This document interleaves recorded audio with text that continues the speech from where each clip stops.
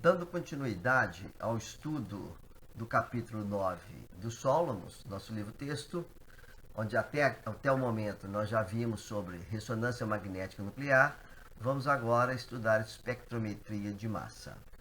De uma forma resumida, é claro. Eu chamo a atenção mais uma vez que esses slides não são de minha autoria, foram preparados pelos professores William Tan e Phyllis Chan, e com autorização do Grupo GEN, eu fiz a tradução e gravação e estou apresentando para vocês. Portanto, esse material deve ser utilizado apenas no contexto dessa disciplina e não deve ser repassado para nenhum outro fim. A comercialização, obviamente, e reprodução, divulgação, para qualquer outro fim, é proibido de acordo com a lei. Tá? Vamos continuar, então, com o estudo da espectrometria de massa, continuando aqui com o estudo de fragmentação. Bom, esses exemplos que nós mostramos até agora envolvem fragmentações de uma única ligação. Só que, muitas vezes, nós temos a clivagem de diversas ligações. Vou ilustrar aqui a fragmentação de duas ligações, clivagem de duas ligações. Álcoois, frequentemente, eles, no seu espectro de massa, a gente observa um pico proeminente que corresponde à massa molecular menos 18. Por exemplo, se você tem um álcool de massa 100, 100 menos 18 dá 82. Você deve observar no espectro de massas um pico em 82, que corresponde à massa 100 menos 18. Isso corresponde à molécula de água. Então, todas as vezes que você observar no espectro de massa o íon molecular M e o íon correspondente à perda de 18, correspondeu à perda de água. Isso indica que a molécula tem um grupo OH. Vamos fazer uma correlação com o que nós já estudamos anteriormente. Nós estudamos no espectroscopia no infravermelho, tá? Se você observa uma banda larga, em forma de sino, muito intensa, tá? Com o máximo em torno de 3.300, isso é um sinal, indicação forte de que você tem um álcool, pode ser um fenol, tá? Também. Álcool-fenol, digamos assim. Então, se você vem no espectro de massa e tem um pico menos 18, massa molecular, pico do íon molecular menos 18, isso também é uma indicação de que tem um OH na molécula. Ou seja, os dados do espectro de massas, eles corroboram os dados do infravermelho e vice-versa. Então é importante que vocês já comecem a ter em mente a associação entre essas diferentes espectrometrias. Agora, a perda dessa molécula de água pode acontecer por dois processos de eliminação, chamada eliminação 1,2 e eliminação 4. Vamos ilustrar aqui.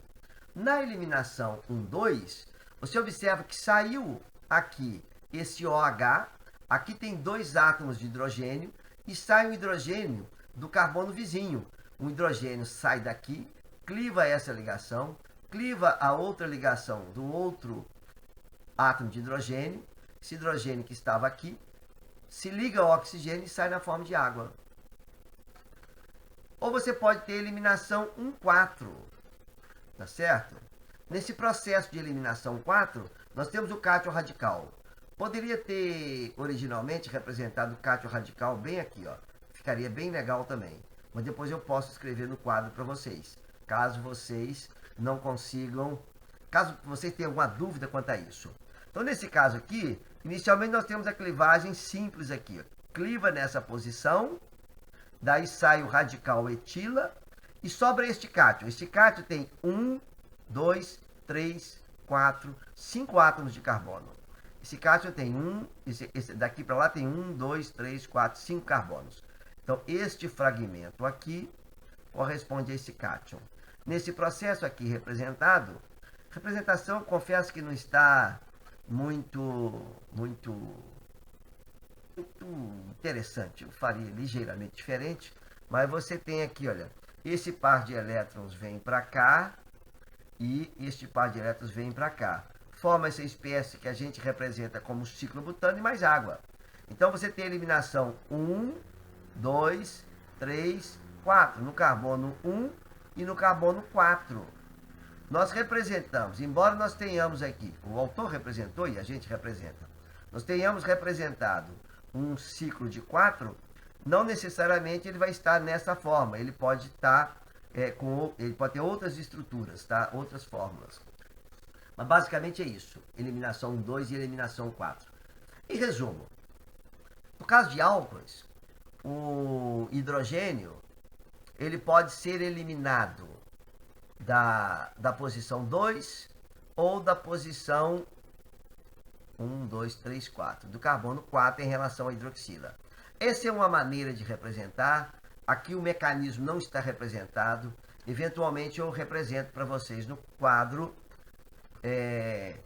com mais detalhes. Isso é só para dar uma visão geral de que a eliminação de uma molécula de água, ela não necessariamente envolve apenas o hidrogênio vizinho à hidroxila. Bom, no caso de alquenos cíclicos, eles têm um padrão de fragmentação bastante característico, que corresponde a uma reação de retro-Diels-Alder. Tá? Uma reação de Diels-Alder, que seria o reverso, um alqueno mais um dieno, eu não gosto dessa representação, tá? Chama a atenção de vocês, porque aqui eu tenho tenho uma ligação inteira e uma ligação inteira. E aqui eu tenho mais ponto, tá certo? Significa que saiu um elétron de uma dessas ligações π aqui. Como não quer localizar o elétron, ele deixou dessa maneira. Tá? Eu representaria ligeiramente diferente, farei isso para vocês depois no quadro, tá bom? Mas, a princípio, só para mostrar o seguinte: se existe um composto cíclico com anel de 6 membros com uma dupla, nós temos um processo chamado de retro-Diels-Alder, que é o reverso da Diels-Alder. Diels-Alder é um alqueno mais um dieno, dando origem a um ciclo hexeno. O ciclo hexeno, essa ligação quebra, esse elétron vem para cá, esse elétron vem para cá, esse elétron vem para cá, e vai dar origem a dois fragmentos, um com cátion radical. Observe que você tinha um cátion radical. Saiu uma espécie neutra, continua com o cátion radical. Então, por exemplo, isso aqui é um monoterpeno. Se você estiver realizando um espectro de massa desse monoterpeno, a retro-Diels-Alder resulta na clivagem dessa ligação, que vai resultar neste fragmento aqui com carga. Tá? E essa espécie aqui neutra, no caso. Esse 2-metil-buta-1,3-dieno. Essa é uma fragmentação que sempre ocorrerá no espectro de massa de alqueno com anel de 6 membros e que tem uma ligação dupla.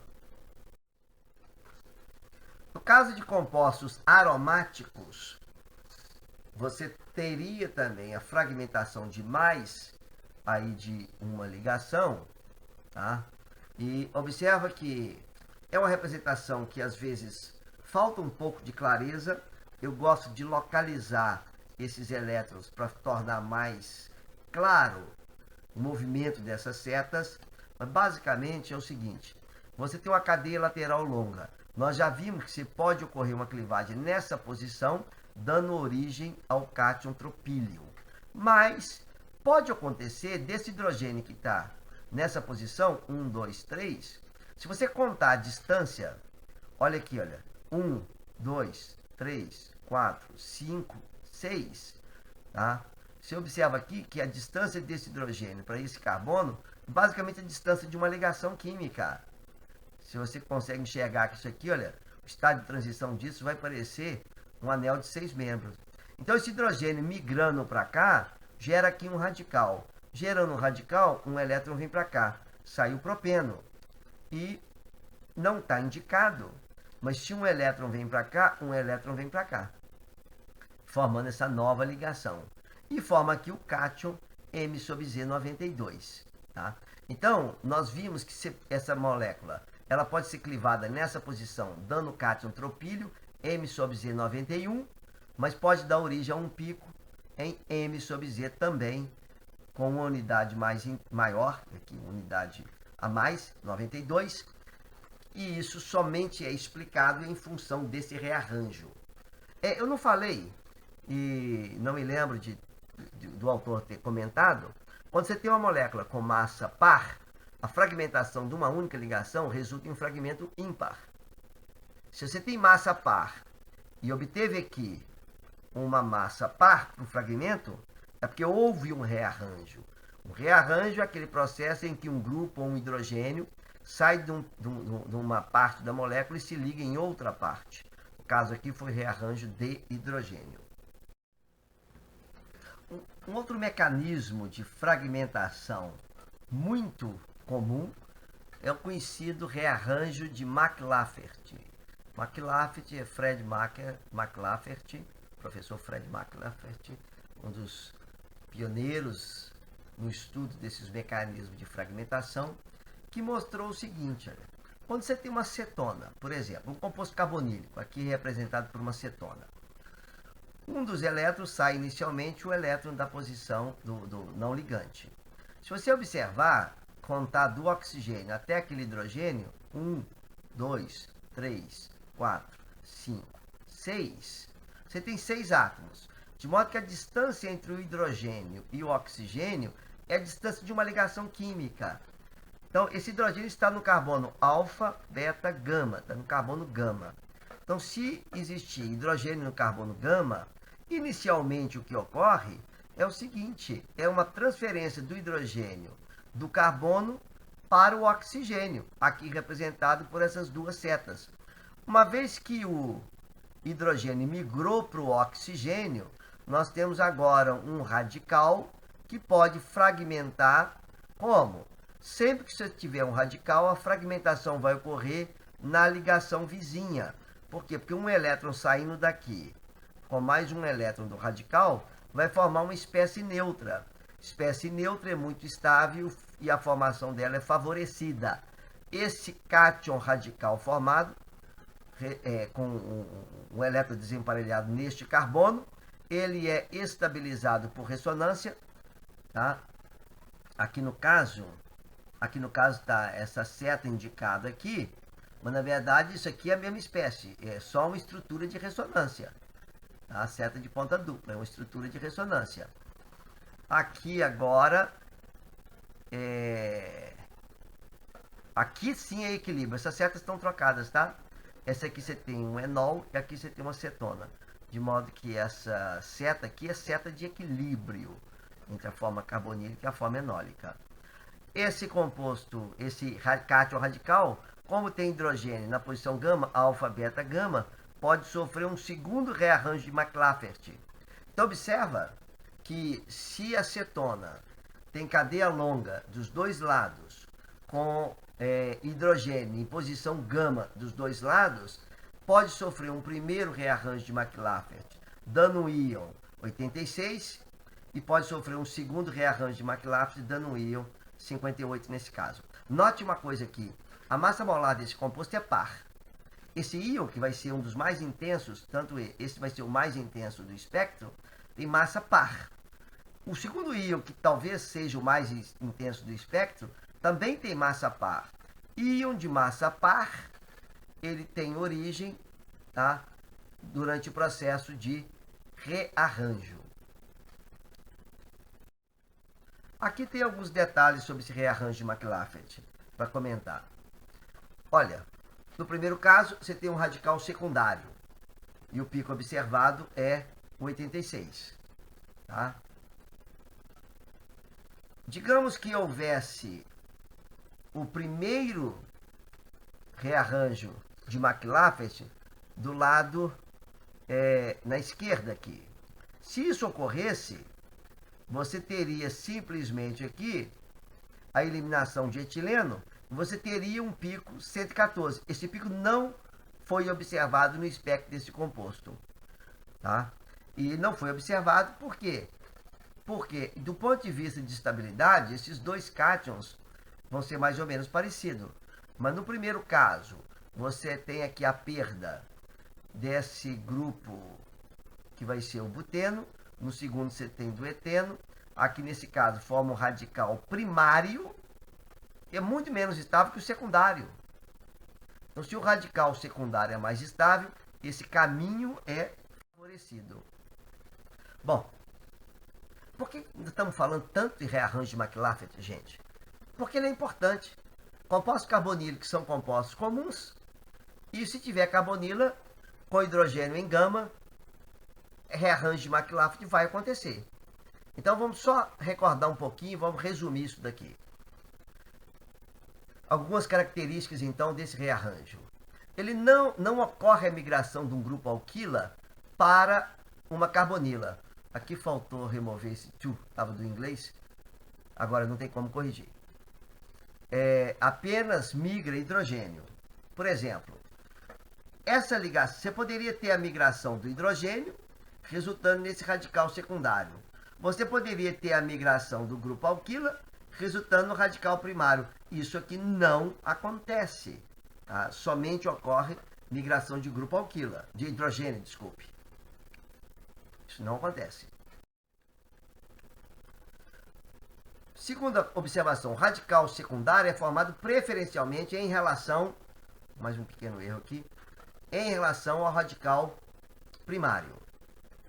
Observa, neste caso, nós já mostramos, só recordando, se migra esse hidrogênio, você tem um radical secundário. Se migra esse hidrogênio da esquerda, você tem um radical primário. Embora possa acontecer, isso não é observado no espectro. O pico correspondente não é observado no espectro. Bom, vamos dar um intervalo agora e vamos continuar na parte 4. Não percam o vídeo da parte 4.